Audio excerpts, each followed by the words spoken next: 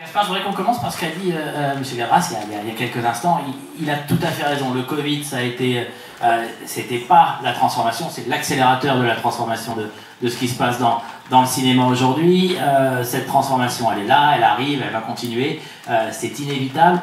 Mais ça veut dire quoi pour vous, les cinéastes? Ça veut dire qu'il faut garder sa voix en espérant que le public viendra vers vous, ou s'adapter à ce que le public attend après cette transformation du média? Je reprends en français. Ouais, bien sûr. En tout cas, moi, le Covid, etc., on y met tout sur le dos. Moi, j'ai repris le goût au cinéma grâce au Covid. Parce que c'est tombé, bon, j'avais été hospitalisé. Après, je suis sorti, on m'a dit reste chez toi, en convalescence. Je suis resté, et voilà, boum, le virus est arrivé.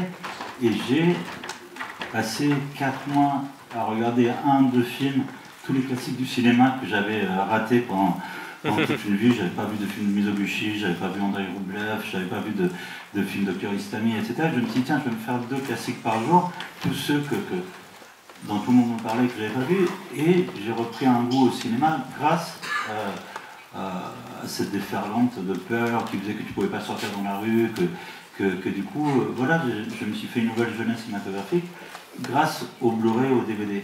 Moi, j'ai un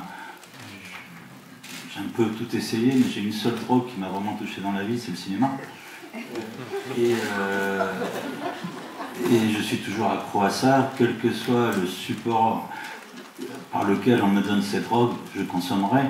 Et voilà, je pense que le cinéma a toujours de l'avenir. Ce sera peut-être par des plateformes, peut-être qu'il y aura d'autres formes de commercialisation qu'on ne connaît pas encore. On me dit même, il y a de plus en plus de gens qui font des plateformes pirates, où tu as un coup d'œil, j'ai un ami, il peut te donner accès à 50 000 films. Il aime bien tes films, donc il va te donner accès. Et du coup, tu dis, ouais, c'est comme des cinémathèques privées de gens qui connaissent d'autres collectionneurs, etc.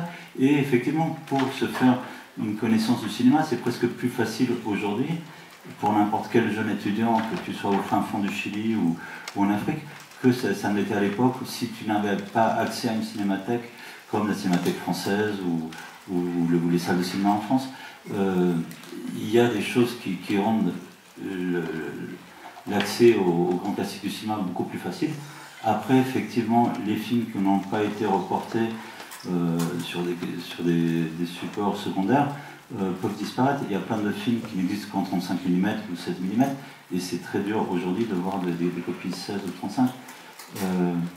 Et effectivement, il y a quelque chose peut-être aussi mon addiction au cinéma vient d'avoir vu des films comme 2001, l'Odyssée de l'espace, quand j'avais 6 ans sur un écran géant, et après avoir eu un ami dont l'oncle et le grand-père étaient caissiers de cinéma, et du coup j'allais tous les jours au cinéma 1 ou 2 fois, et en plus mon père connaissait le caissier de la Cinémathèque de Mondevert, et du coup j'allais voir les classiques italiens, et ouais, c'est une occupation, tous les jours, j'allais voir des films interdéterminants, et ça je pense qu'aujourd'hui, pour les jeunes cinéphiles qui soient enfants ou adolescents, c'est beaucoup plus facile qu'avant.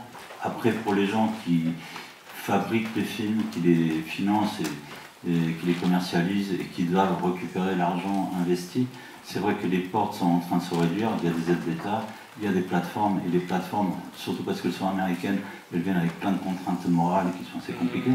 Et voilà, s'il y avait des plateformes européennes, peut-être ce serait bien. Guillermo, something about this